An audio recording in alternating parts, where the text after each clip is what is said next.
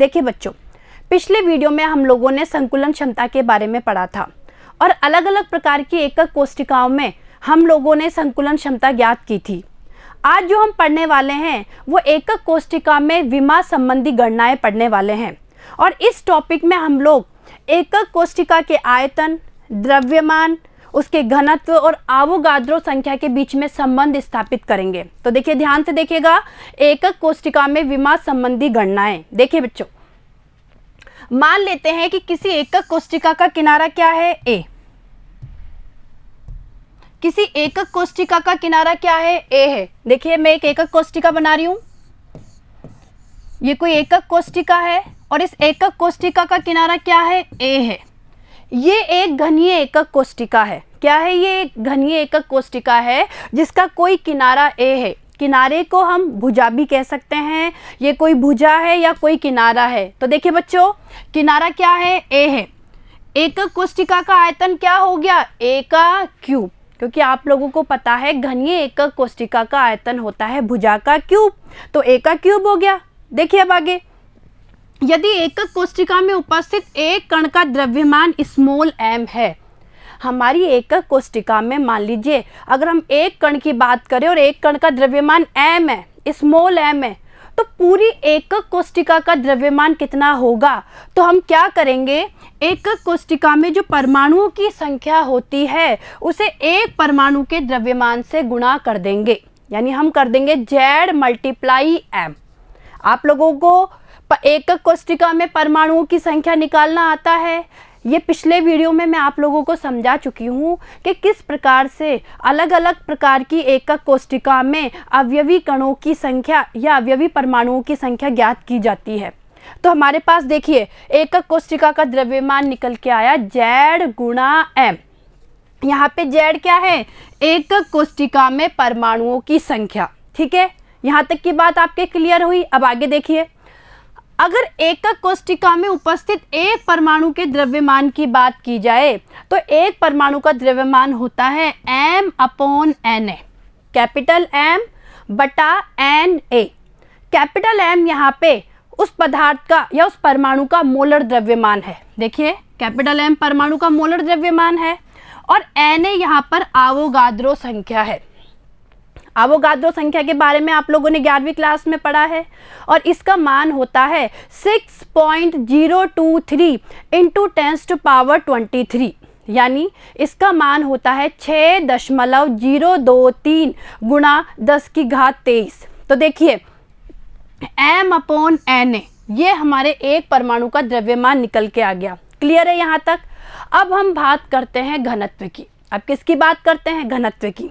देखिए बच्चों, आप लोगों को पता है D जो घनत्व है वो m/v के बराबर होता है। D बराबर m/v। m तो होता है द्रव्यमान और v होता है आयतन। अगर हमें एकक कोशिका का घनत्व निकालना है तो ध्यान दीजिएगा, एकक कोशिका के घनत्व की हम लोग बात कर रहे हैं स्मॉल d, तो वो हो जाएगा एकक कोशिका का द्रव्यमान बटा एकक कोशिका के आयतन के बराबर।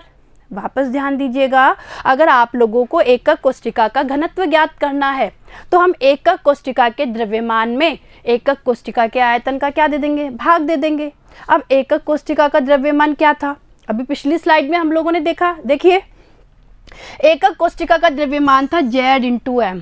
क्या था? Z × m।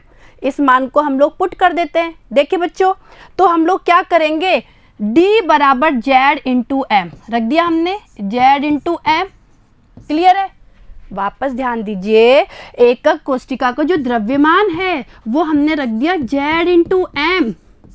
ठीक है, और आयतन हम लोगों को पता है A का क्यूब, तो यही तो वैल्यू हम लोगों ने रखी है। ध्यान दीजिएगा, ये देखो Zm/A3। क्लियर है? अब आप लोगों को m का मान पता है। अरे भाई, m का मान था मोलर द्रव्यमान बटा अवोगाद्रो संख्या, था ना भाई। परमाणु का द्रव्यमान हमें ज्ञात करना है तो कैपिटल M यानी परमाणु के मोलर द्रव्यमान में अवोगाद्रो संख्या का भाग दे देते हैं। चलिए, इस मान को, ये जो m का मान है हमने यहाँ पे रख दिया, इस जगह पे इस m की जगह मान रख दिया, तो क्या आ गया निकल के, D बराबर Z m upon a cube N ए।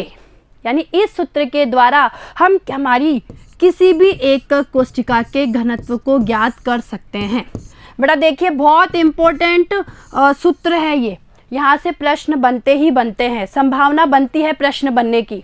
देखिए यहाँ पर D है घनत्व, Z है एकक कोशिका में परमाणुओं की संख्या, ये हम लोग बात करें तो मोलर द्रव्यमान हो गया, ये एकक कोशिका का आयतन हो गया और ये आवोगाद्रो संख्या हो गई। तो किस तरीके से हम लोगों ने ये सूत्र निकाला ये आप लोगों को समझ में आ गया होगा। ये सूत्र आपको ध्यान रखना है, प्रश्न बनने की पूरी संभावना होती है। अब आगे देखिए कुछ पॉइंट पर हमें ध्यान देना जरूरी है। देखिएगा ये कहा जाता है कि एकक कोशिका का जो घनत्व होता है वही पदार्थ का घनत्व होता है। यानी जो एकक कोशिका का घनत्व होता है वही पदार्थ का घनत्व होता है। देखिएगा एकक कोशिका का घनत्व ग्राम प्रति सेंटीमीटर क्यूब में व्यक्त करते हैं। देखिए ये इकाई आप लोग निकाल सकते हैं।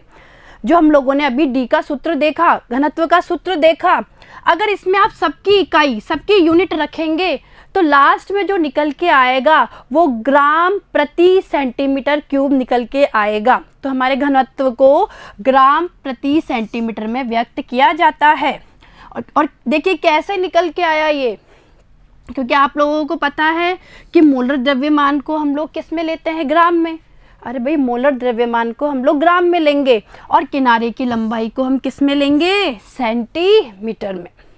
लेकिन अगर मान ली जाए आप लोगों को किनारे की लंबाई पिकोमीटर में या एंगस्ट्रोम में दी हुई हो, मान लीजिए एकक कोशिका की जो लंबाई है वो बहुत छोटी होती है, तो आपको पिकोमीटर में या एंगस्ट्रोम में दी हुई हो तो पहले आप उसको कन्वर्ट करो, उसको मीटर में या सेंटीमीटर में बदलो। तो देखिए कैसे बदलेंगे। ये कहा जाता है कि वन पिकोमीटर बराबर 10 की घात -12 मीटर या 10 की घात -10 सेंटीमीटर। तो इस तरीके से हम इसको क्या कर सकते हैं, कन्वर्ट कर सकते हैं।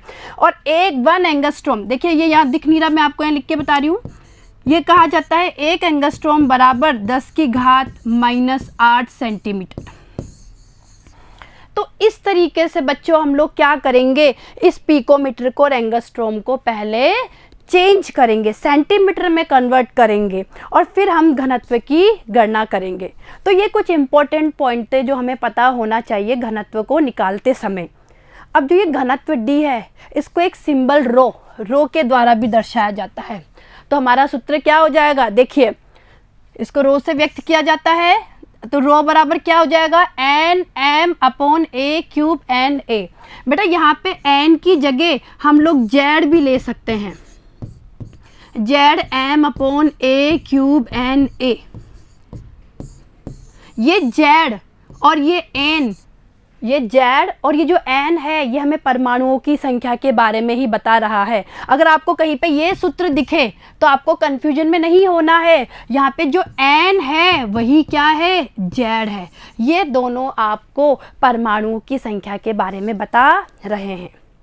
तो देखिए बच्चों इस वीडियो में हम लोगों ने घनत्व के बारे में बात की कि किस तरीके से हम एकक कोशिका के घनत्व को ज्ञात कर सकते हैं।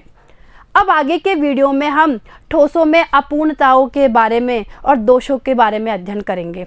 तो ध्यान से देखिएगा। Thank you.